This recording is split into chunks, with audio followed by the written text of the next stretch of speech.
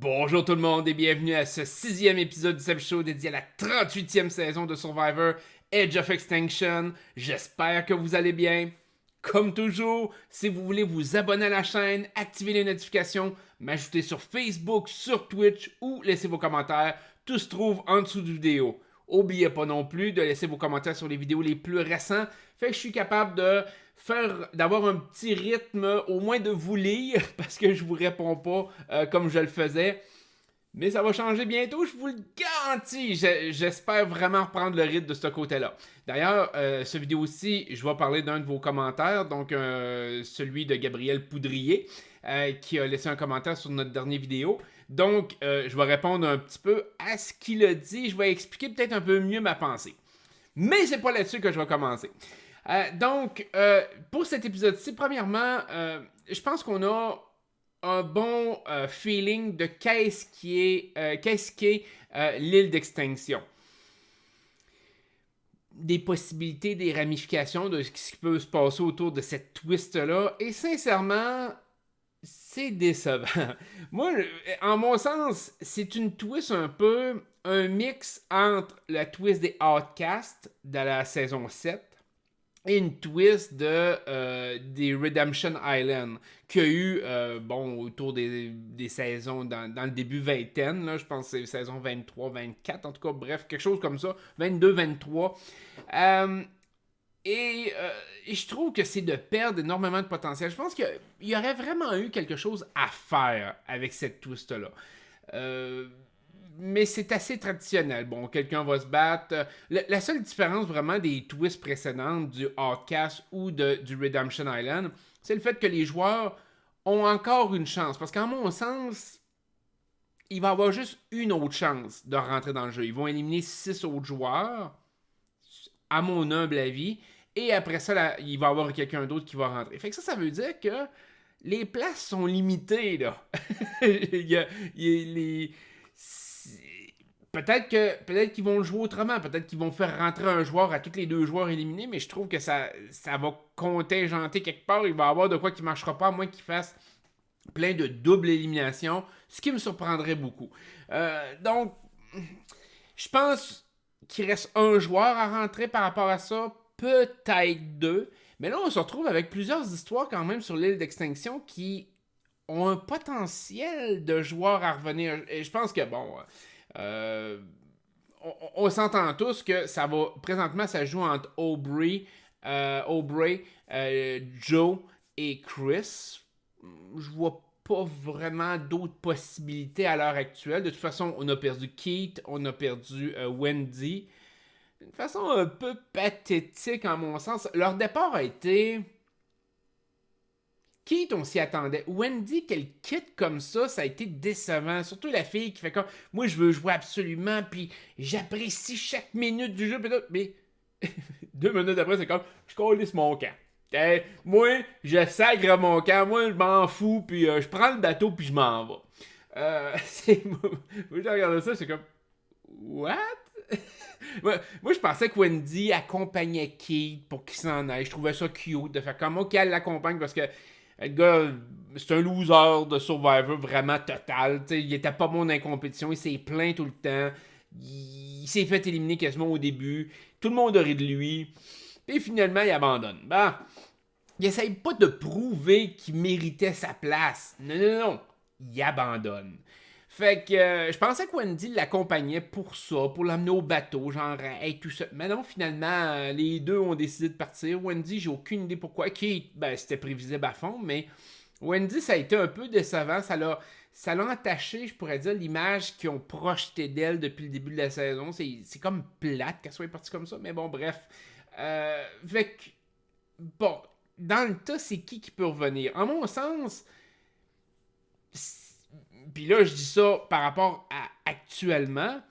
J'ai l'impression que ça va jouer entre les 3 joueurs. Je vous ai dit Joe, Chris, Aubrey.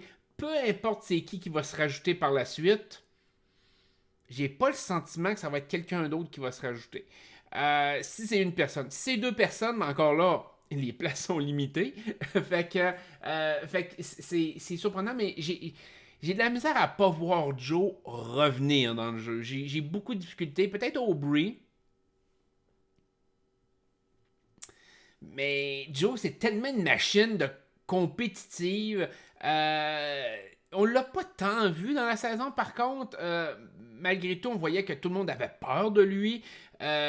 Son discours quand il est parti de ils savent pas c'est quoi qu'ils ont fait. Puis tu sais, genre, gros speech de je vais revenir puis je vais tout le botter le cul. Joe est en bonne position si il réussit à dominer les autres joueurs. Tu sais, si ça joue sur juste une compétition, Joe peut très bien se planter sur une compétition. Sauf que globalement, Joe est un joueur beaucoup plus compétitif que les autres.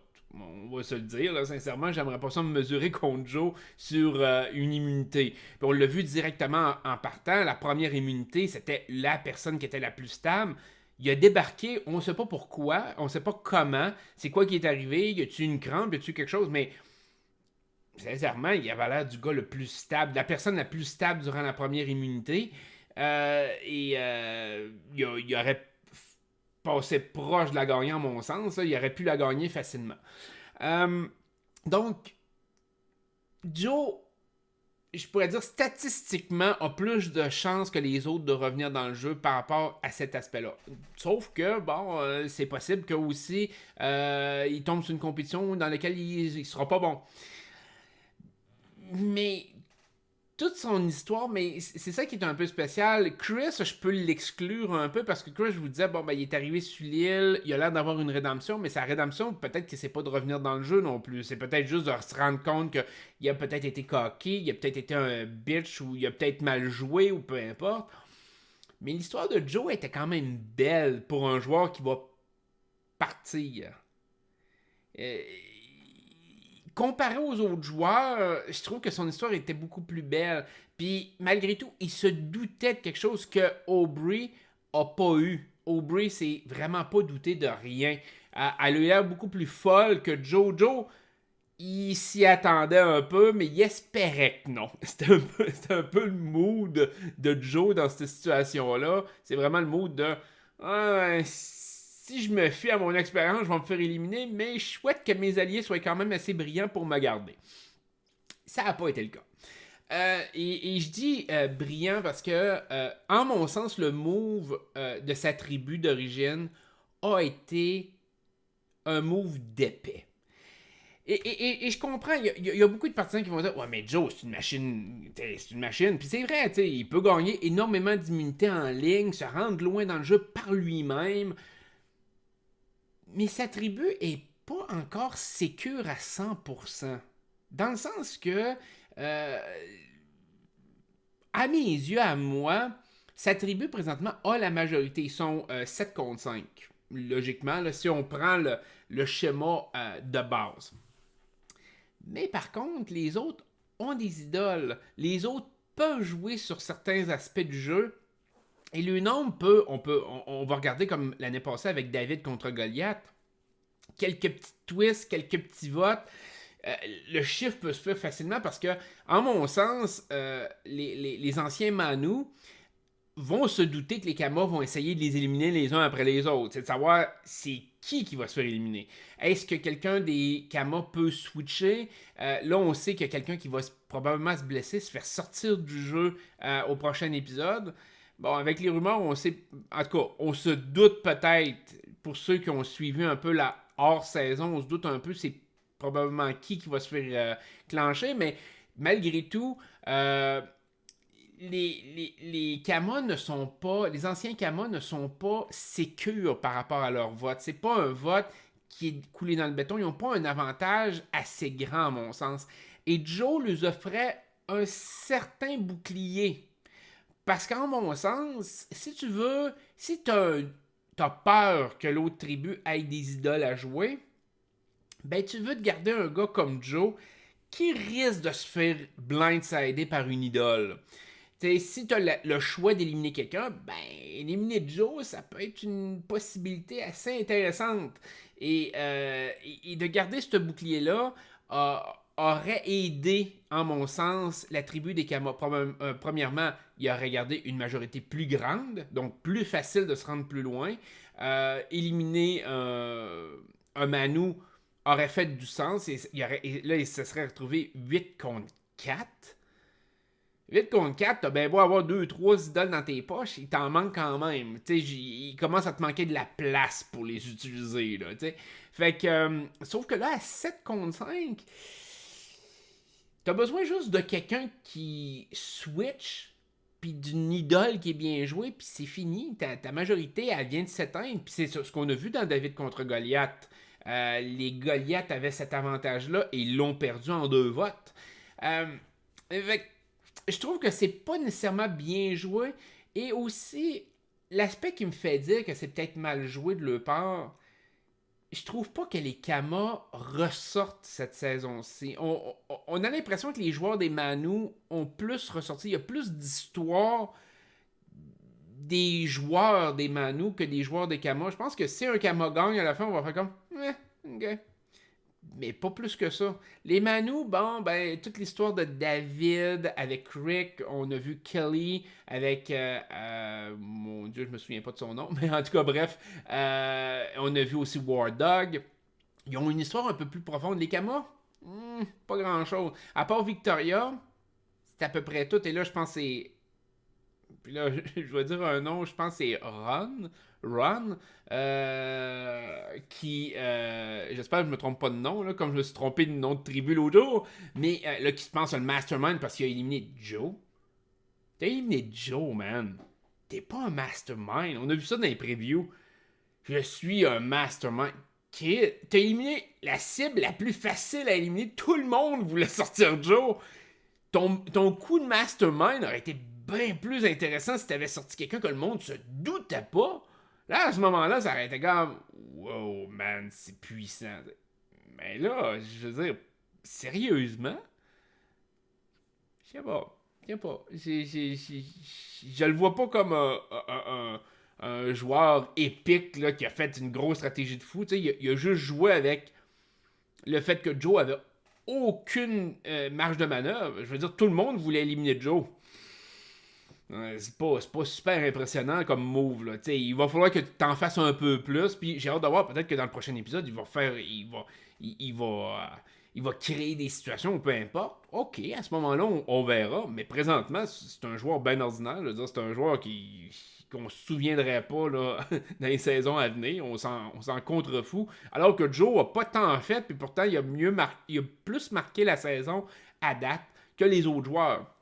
Fait que Joe a cette possibilité, parce que d'envoyer Joe sur l'île d'extinction, je vais revenir sur Joe, parce que je pense que j'ai fait le tour un peu des Kamas, mais Joe, de l'envoyer sur l'île d'extinction, en mon sens, ça peut être bon, ça peut être très mauvais aussi. Dans le sens que, là, je parle pas par rapport au vote que je viens de vous parler, je parle vraiment en tant qu'individu. Parce que Joe, là, la seule chose qu'il a besoin de se préoccuper, c'est de raffermir ses votes, un peu comme je vous disais avec les autres joueurs, raffermir ses votes et gagner une compétition pour revenir en jeu. Il n'y a pas besoin de faire plus. Fait qu'il n'y a pas besoin de se démener en fou, il n'y a pas besoin de gosser puis de peut-être blindsider du monde, il n'y a pas besoin de se casser la tête, il y a besoin de se présenter au rendez-vous pour une compétition. Et ça, tu t'attends de tout ça de Joe, là. Moi, je sais pas, j'aurais mieux pensé mon affaire que ça. S'il est dans le jeu, puis qu'il a peur à son cul, il va falloir qu'il se démène non-stop. Il va falloir qu'il prenne des décisions. Il va falloir qu'il se fasse des ennemis. Il va falloir qu'il gagne les compétitions une par une, parce que il va toujours avoir la chienne. Si tu joues avec son mental de le faire un peu paranoïaque, qu'il s'en va s'il gagne pas une immunité, ça l'aurait miné à long terme. Là, il est sur l'île, la seule chose qu'il a besoin, c'est de se faire bronzer, de relaxer, puis d'attendre. Je comprends qu'il mange peut-être moins. Il y a peut-être moins de possibilités pour justement des rewards ou des choses comme ça à lesquelles il aurait peut-être participé. Mais il n'y a pas besoin de dépenser une once d'énergie sur ce style-là. Tu veux vraiment t'arranger pour que Joe arrive vers la fin du jeu, là, qu'il y a quasiment un free pass rendu en finale. Parce que s'ils ramènent un joueur, ils vont le ramener en 7e ou en 6e position. Moi, j'ai l'impression qu'ils vont le ramener en 6e position. Ça va peut-être faire 7 positions. Puis bon, 7 joueurs dans le jeu ou quelque chose comme ça, ou même après que le 6e joueur ait été éliminé, et là, ils vont en ramener un. Tu veux vraiment que Joe revienne en 6e position quand il reste bien une idole à gagner, 2 idoles à gagner? Parce que dans le fond, si Joe revient comme exemple en 6e position, il a besoin juste de gagner je pourrais dire l'immunité en 6e position, l'immunité en 5e. Après ça, il peut aller en Fire Making Challenge, donc de faire le feu, puis il est en finale. Tandis que si tu le gardes, puis tu mines le moral, tu mines le physique parce que tu le pousses toujours à fond, ben il y a bien plus de chances de perdre les dernières immunités qui vont être les plus importantes pour se rendre en finale. Peut-être que, ça dépend toujours de la façon qu'on le voit. Peut-être que avoir été dans le jeu, il aurait gagné plein de bouffe, puis que finalement, sur l'île, il va crever de faim, puis ça va vraiment miner son moral. Peut-être. Mais j'ai de la misère à concevoir ça. Fait que Joe, en mon sens, il était en bonne position, peu importe. Mais de l'éliminer là, je trouve que les Kamas ont rien gagné. Ils ont plus perdu. Parce que, comme je dis, Joe peut revenir. C'est pas comme s'il l'avait éliminé juste avant le merge, sans savoir la twist de l'île. J'aurais dit, bon, ben, écoute, ils ont pris le guess, ils voulaient pas qu'ils gagnent les idoles. Parfait, ok. Puis, ben, ça les a chié dans les mains parce que finalement, il y a l'île, puis ils savaient pas. Stratégiquement, ça aurait été, en mon sens, logique. Mais à partir du moment que tu sais que l'île existe, il me semble que d'adapter ta stratégie par rapport à l'île, de comme, ouais, je veux-tu vraiment blindsider un autre joueur, surtout un joueur de notre gang, qui risque de se rendre, tu sais, qu'on lui donne un laisser-passer jusqu'à la fin, alors qu'il n'a pas besoin de rien faire à part socialiser avec le monde sur l'île. Puis après ça, de lui donner juste une compétition à gagner pour revenir dans le jeu. Ou ben non, on l'utilise présentement, on peut le faire paranoïer un peu, utiliser son vote à notre avantage et éliminer toute l'autre tribu en premier. Je sais pas. Moi, stratégiquement, j'aurais regardé Joe. Mais peut-être que finalement, Joe ne reviendra pas dans le jeu et que ça a été le meilleur move qu'ils ont fait de leur vie. On va voir. Fait que ça fait le tour un peu de Joe et des Kamas. Ça s'est étiré plus que je pensais, puis je me suis peut-être répété une couple de fois. C'est la fatigue, ça. Bon. Fait que, ensuite de ça, là, je veux parler. Parce qu'au début, j'ai starté là-dessus. Finalement, j'ai dérivé sur Joe, mais sur l'île d'extinction, je pense que c'était une twist qui pouvait être exploitée. Puis j'avais dit la même chose au temps des Outcasts, la saison 7. J'avais même pas fait le story à ce moment-là, rien. Et les Outcasts, ça aurait été une bonne stratégie s'ils ramenaient toute la tribu. Par exemple, justement, puis je vous en avais parlé un peu dans les dernières vidéos, si, exemple, il y aurait eu 2 tribus de 6 joueurs, refaire un genre de swap ou peu importe, là, de remixer les équipes ensemble, les Kamas puis les Manu, pour reformer 2 équipes. Et là, tu amènes les Outcasts et là, c'est 6-6-6. Puis là, tu élimines 2 joueurs de la shot. Un peu ce qu'ils ont voulu faire comme à l'autre vote, mais que finalement, ça a comme pas fonctionné de dire, ben, on élimine juste une personne, mais c'est 2 tribus ensemble. Mais tu sais, de faire vraiment un mix, de faire comme, il y a 2 tribus qui vont à l'élimination, puis ils perdent chacun un joueur. Là, à ce moment-là, je trouve que la twist des Outcasts a plus d'allure. C'est comme, écoute, eux autres, ils ont eu le temps de créer un lien ensemble. Là, ils se sont vraiment forgés en tant que tribu. Ils reviennent, puis ils peuvent kicker des culs, puis éliminer les 2 autres tribus s'ils veulent, s'ils peuvent. Je trouve que c'est beaucoup plus intéressant que de dire, ah ben là, c'est la tribu, puis on ramène un joueur. Je sais pas, je trouve ça ridicule. Je trouve que c'est une twist gâchée. Parce que, en mon sens, c'est une bonne twist de ramener une tribu d'outcasts, de joueurs qui ont été éliminés. Mais il faut que ça passe par une certaine rédemption. De faire comme, écoute, la première fois, parce que moi je le vois, ils ont été éliminés par leur tribu parce que ils n'étaient pas assez bons pour leur tribu. Ou on considère qu'ils n'étaient pas assez bons pour leur tribu. Ou ils ne s'adaptaient pas bien en tribu.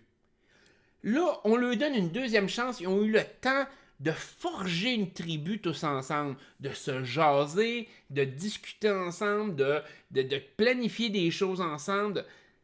Et là, on voit, est-ce que dans une autre tribu, il serait bon ou il serait encore pourri? Ça aurait été intéressant de voir ça. Mais ça sera pas pour cette saison. Fait que la twist a pas été développée plus loin que ça. Ça a été genre, ben, on ramène un joueur là, puis on va en ramener un autre. Comme ça a été fait dans le Redemption Island. Les Redemption Island, ça fonctionne exactement de même. Une personne qui arrive, genre, au merge, puis après ça, une personne vers la fin.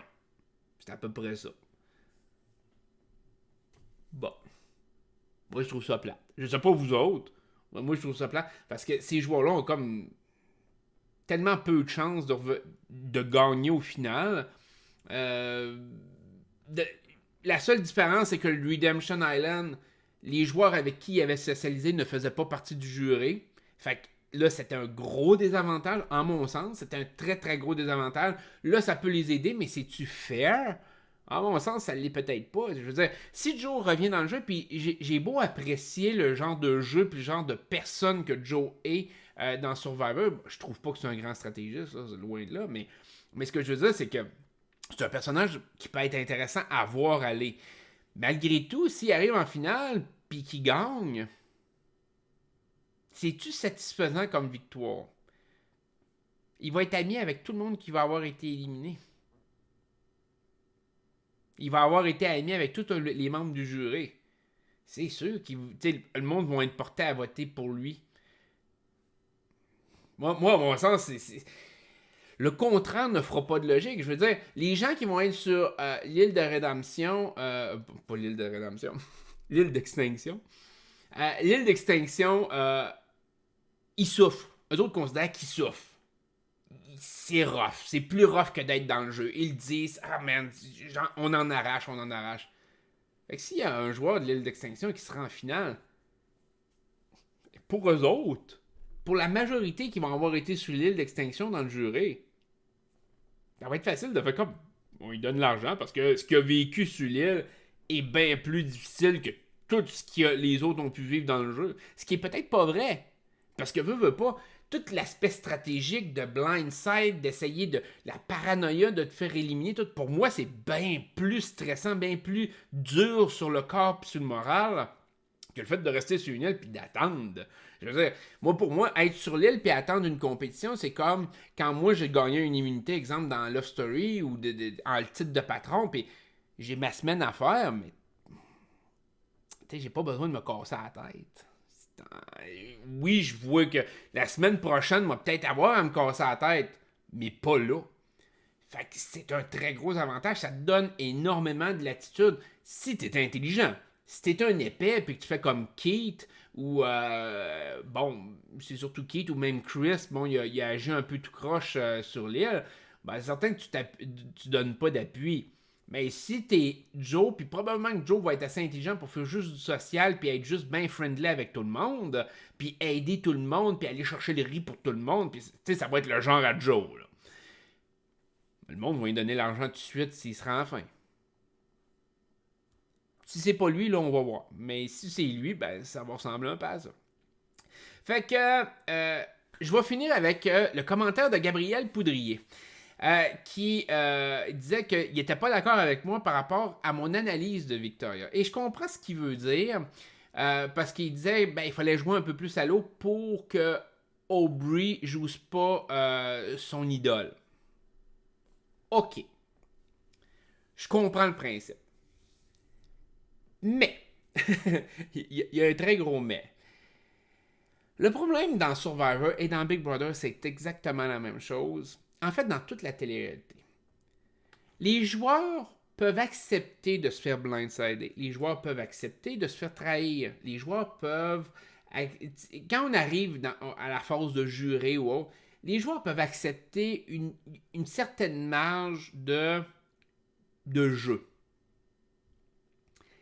Mais les joueurs n'acceptent pas le sentiment de s'être fait humilier. Et ça, c'est super important. Et c'est une ligne qui est difficile à jauger. À mon sens, chaque joueur a une limite différente de ce qu'il considère avoir été humilié. Et ça, c'est là que le problème pour Victoria est. À mon sens, elle a joué au-delà de sa limite d'humiliation. C'est-à-dire que elle n'avait pas besoin de faire ça. Et je vais prendre un exemple par rapport à la dernière saison de Big Brother. Je parle pas de la célébrité. Je parle vraiment de la saison, c'était 20. Puis là, le nom... Hey man! On le voit que le cerveau il est à off, hein? Euh, euh, mais oh, rendu en finale, c'était Casey et c'était. Damn! Il y a un blanc. Il y a un blanc. Et il faut que je regarde. J'ai pas le choix.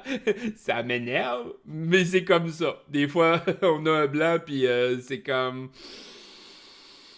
Bon. C'était quoi son nom, donc lui? Tyler. Il me semble que ça aurait été facile, mais non, je l'avais pas vite de même en tête. Je m'excuse. C'est ça, arriver puis prendre juste des petites notes abrégées, là. C'est plus facile pour moi de me concentrer sur la caméra, mais des fois, il me manque un peu d'affaires. Bref, Tyler et Casey avaient les deux trahi certaines personnes. D'une certaine façon. Les deux avaient joué un peu sale. Mais Tyler avait joué avec les émotions du monde. Je pense à Sam, entre autres. Il avait joué un peu avec les émotions. Je pourrais dire même d'Angela dans une certaine mesure. Et ça a fait en sorte que les gens se sont sentis humiliés et non pas juste trahis par rapport au jeu. C'est comme si eux autres, dans leur perception, les joueurs avaient le sentiment que le joueur en question avait utilisé les émotions pour mieux les éliminer. Et ça s'est produit plusieurs fois dans... Tu sais, je parlais de Big Brother 20, mais on s'entend. On va prendre un autre exemple plus relié à Survivor. Rob Mariano, premier All-Star. Le premier All-Star de Survivor a eu Rob Mariano et Amber rendus à la fin. Et tout le jury s'est senti humilié par les deux. Genre, parce qu'ils ont pas juste éliminé, fait comme, hey, écoute, t'étais le joueur le plus fort, puis on t'a éliminé à cause de ça. Non, non, ça a été vraiment d'utiliser les émotions, les choses qu'il avait vécues à l'extérieur, entre autres avec Lex Picati. Rob a utilisé vraiment l'amitié à l'extérieur du jeu pour blindsider Lex et Cathy, et les deux, ça n'a pas marché. Tom, ça a été pareil. Tom était très ouvert à se faire blindsider. Ça n'y aurait pas tant dérangé. La preuve, dans la troisième saison de Survivor, Tom s'est fait éliminer quatrième par ses deux chums, qui étaient Lex et Ethan, parce qu'il considérait que Tom avait des grosses chances de gagner, mais ça avait été fait fair and square. Tandis que Rob, lui, à un certain stade, il avait plus besoin de mentir, mais il bullshitait le monde pareil. Il a comme étendu sa bullshit puis sa scrap. Et ça a fait en sorte que si Rob et Amber ne se seraient pas retrouvés un contre l'autre en finale, ni un ni l'autre aurait gagné à la fin. Et c'est un peu le même principe, comme je vous disais avec Big Brother 20. Tyler et Angela, si les deux à la fin, ben les deux étaient autant détestés par les joueurs. Fait que probablement que peut-être Angela aurait gagné, peut-être Tyler aurait gagné, dépendamment comment que ça serait les speeches. Angela aurait-tu donné un meilleur speech que Tyler? Aucune idée. Mais c'est une situation qu'il faut que tu amènes quelqu'un qui est aussi détesté que toi à la fin pour gagner. Et là, je m'en reviens un peu à Victoria. C'est que Victoria a joué émotionnellement avec Aubrey. Aubrey, peu importe. Fait que, de ce côté-là, si Victoria le fait avec un joueur et ne le refait pas, ok. C'est comme, ça a été un beau blindside, puis that's it. Mais si c'est la façon que Victoria joue, c'est qu'elle va devenir une excellente deuxième. Tout le monde va vouloir l'amener à la fin parce qu'elle va avoir trahi tout le monde. Puis à la fin, c'est comme, ben je vous ai tous trahi. Puis le jury va le regarder, c'est comme, ben oui, mais la personne à côté de toi n'a pas eu besoin de trahir personne, puis elle s'est rendue quand même en finale. C'est un peu ça la mentalité, et c'est ça qui est rough. Puis je comprends que des fois, il faut jouer salaud, mais pas quand c'est pas nécessaire. Je vais prendre un autre exemple relié à Big Brother, Dan. Dan Schisling, la deuxième fois qu'il a participé la saison 14, c'est plate, mais Dan n'avait pas le choix de jouer sale à fond. Parce que sinon, si Dan ne jouait pas sale, il se rendait pas en finale. On s'entend, là. Dan n'avait aucune voie de sortie avait aucune voie pour rentrer en finale s'il jouait pas la game la plus sale de l'histoire. Et Dan, pourtant, est un joueur épique. Je veux dire, dans sa saison d'origine, c'est quand même surprenant, mais Dan est un des rares joueurs à avoir gagné avec un vote unanime. Ça faisait 12 saisons de Big Brother depuis qu'un joueur a gagné avec un vote unanime, et c'est Dan qui l'a gagné. Et il a dominé la saison 10 stratégiquement, intellectuellement, socialement. Il a tout fait dans saison 10. Mais dans saison 14, il y avait une cible tellement gigantesque dans le dos, il n'avait pas le choix de jouer sale. Mais il a perdu en finale parce qu'il a joué trop sale. Je pense qu'il a fait une erreur majeure et ça a été Yann. Je pense que sa seule possibilité de gagner, il l'a perdu à partir du moment que Yann était en finale. Moi, à mon sens, il y avait une porte de sortie de potentiellement gagner, mais ça n'a pas été la porte qui a été empruntée, on pourrait dire. Mais il n'y avait pas le choix. Victoria, dans Survivor, elle avait le choix. Je veux dire, ça a été super simple pour elle, tu sais, je veux dire, par rapport à leurs alliances actuelles, d'éliminer entre autres Joe.